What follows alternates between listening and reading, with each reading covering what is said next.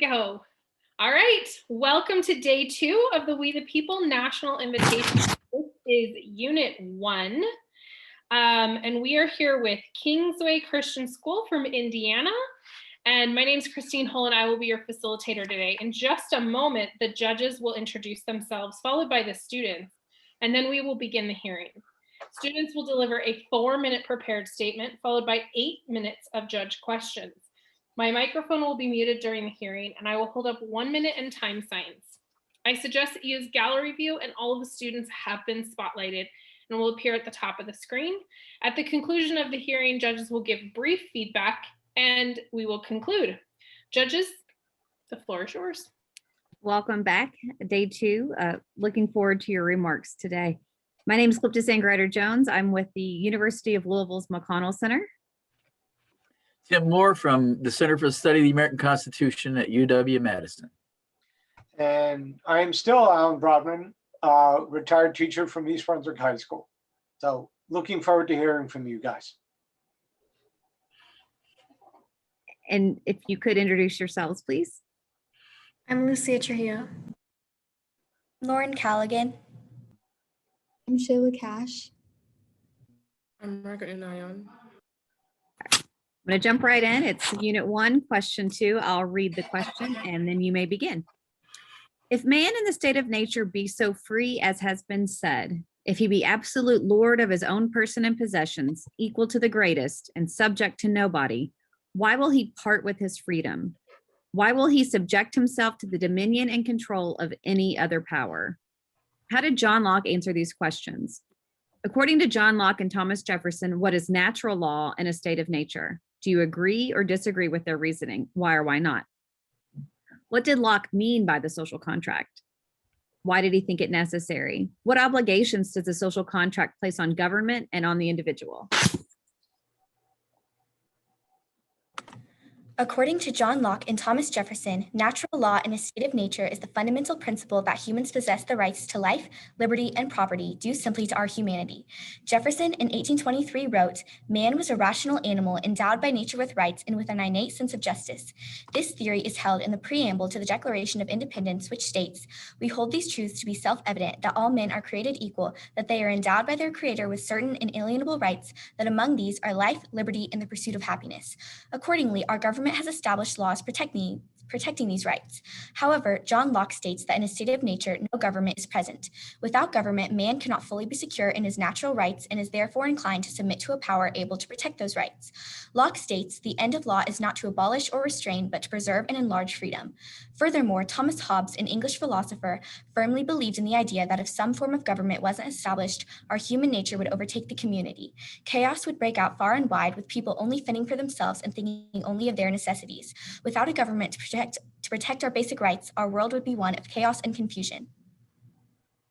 Those with the power would hold dominion, crime would be widespread, and weaker groups would join forces or be beaten out. This belief was held by the authors of Federalist Paper No. 1, which declares, after an unequivocal experience of the inefficiency of subsisting federal government, you are called upon to deliberate on a new constitution for the United States of America. The subject speaks on its own importance, comprehending in its consequences nothing less than the existence of the Union, the safety and welfare of the parts of which it is composed, the fate of it in an empire in many respects the most interesting in the world. Because of this, our group strongly supports the necessity of government to protect our natural rights as stated by John Locke and Thomas Jefferson as life, liberty, and property. Additionally, John Locke believed in a social contract. This theory originated in Greece, was carried over into English society, and embezzled itself in our original 13 colonies. A social contract is a legal document that guarantees the citizens protection from the state in exchange for their equal participation in carrying out of civic duties.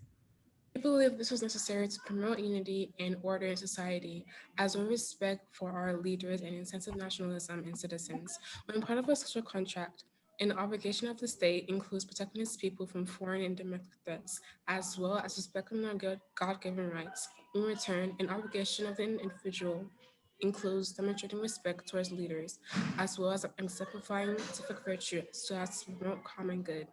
In order for the government to operate most efficiently as republic, everyone's voice must be heard. By refusing to vote, its citizen is hindering the government's ability to provide certain individuals' needs. According to John Locke, the vote is the right of the people. Moreover, he remarks, the end of law is not to abolish or restrain, but to preserve and enlarge freedom. For in all the states of created beings capable of law, where there is no law, there is no freedom. This serves as another example of demonstrating the civic virtue of a citizen, abolishing an abusive government, therefore defending fellow citizens' livelihoods. As stated by Hobbes, once the social contract was agreed upon by the citizens, it cannot be reversed in any circumstance. However, this is a clear violation of our right to improve and abolish any form of government that becomes oppressive.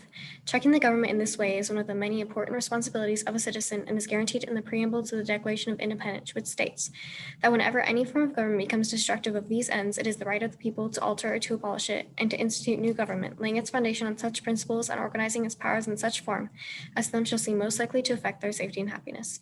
As observed in the previous paragraph, the people's rights should take precedence over all other matters. This is exactly what Thomas Jefferson and John Locke so strongly believed in. To conclude, our God-endowed rights to life, liberty, property, and the pursuit of happiness should be first in every form of government. This concludes our paper, and we are now ready for follow-up questions. Okay. So I want to take a look at this idea about rights and rights protection and the government's role. We talked about this idea that government, the purpose of government is the protection of rights.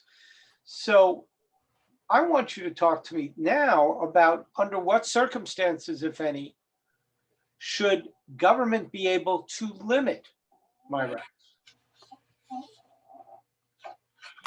An example of when the government should be able to limit our natural rights is when we are taking advantage of our rights and using them to harm others. For example, freedom of expression or freedom of speech can often quickly become violent and can physically harm others. And this is when it becomes destructive and can infringe upon other citizens' rights and hinder their livelihoods. And therefore, that is an example of when the government should limit our rights when we are harming others. Adding on to what Lauren said, yes, I think the government should limit your rights whenever you are harming other people. For an example would be rioting. We do have a right to peacefully assemble as stated in Amendment number 1, but we should not take advantage of that and hurt or harm other people while trying to express ourselves. Do you think there are any state of natures right now anywhere?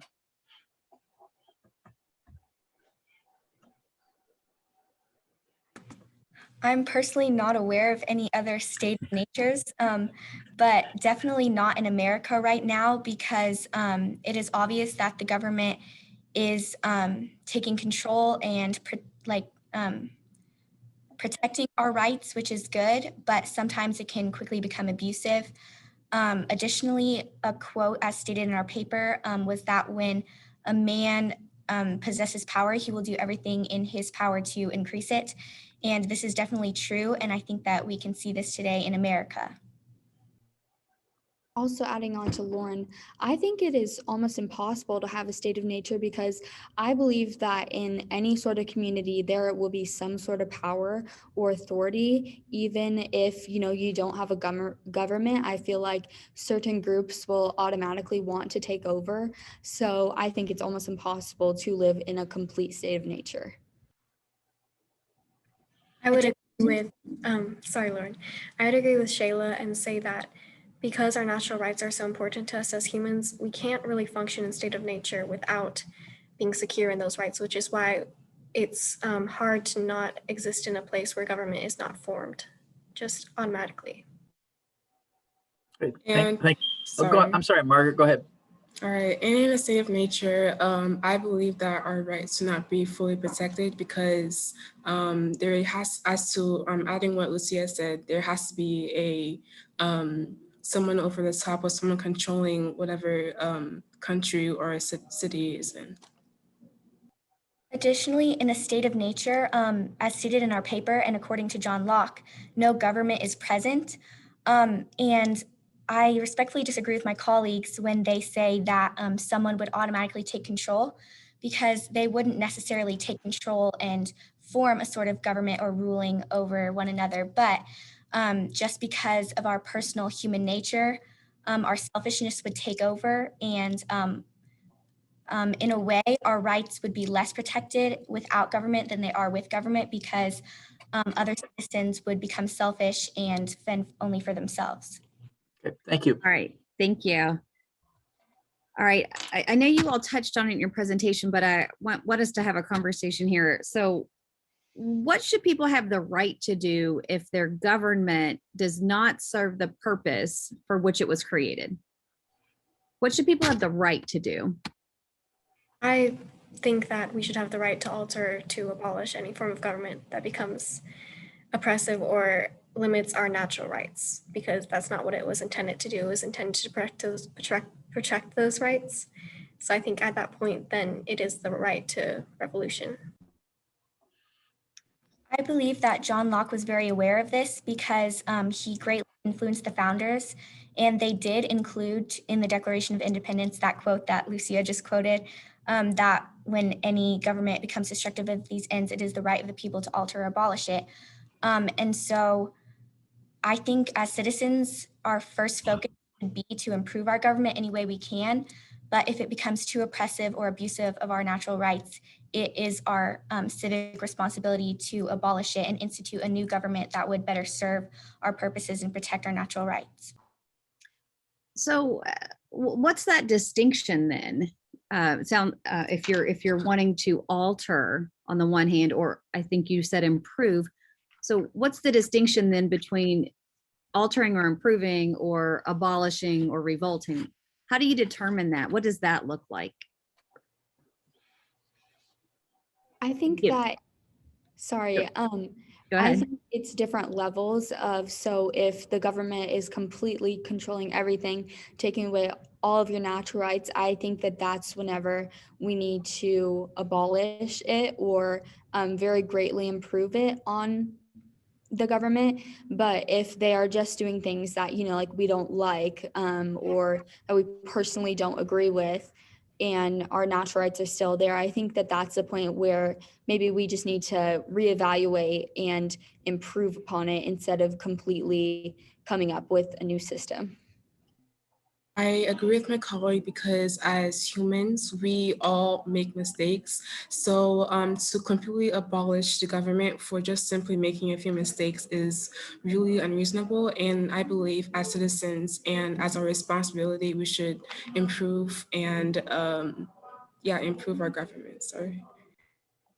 Additionally, in the First Amendment to the Constitution, it grants us the right to peaceably assemble.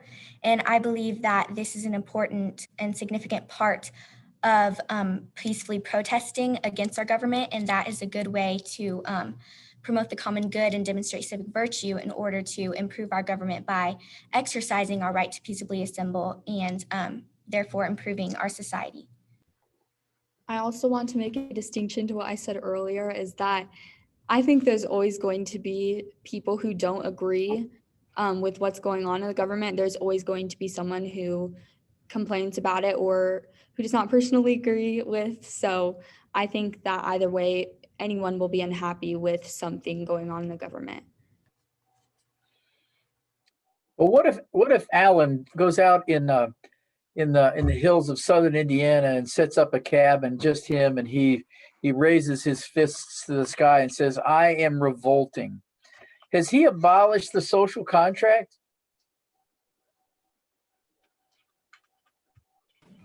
I don't know if the social contract can really be abolished in that way. I think that social contracts can't really be broken, and which might be a bit controversial, but the only way to do that is for a bunch of people to rise up together, and for one man to go out and do that isn't going to make a difference.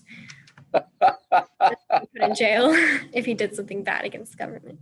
I don't make a difference. Okay. All right, thank you. So our session has now ended. So now the judges are going to offer some feedback. Anyone want to go first? I enjoyed your presentation. These are difficult concepts, and as you saw, as we pushed you a bit, they are sometimes difficult to clearly explain. I thought that you did a good job laying out the arguments. What I would have liked to have heard a bit more are specific examples that link to those arguments. Okay, so talk to me about violence. Then you talk to me about rioting. Okay, where? Okay, just take that next step. So if this is the answer you got here, all right, and you need to just take that final step to give me that specific example or even a hypothetical example that makes the connection complete. So, positive in the sense that, yeah, you understood this material, which is very difficult. And there's a lot of it in this question. This is a long question.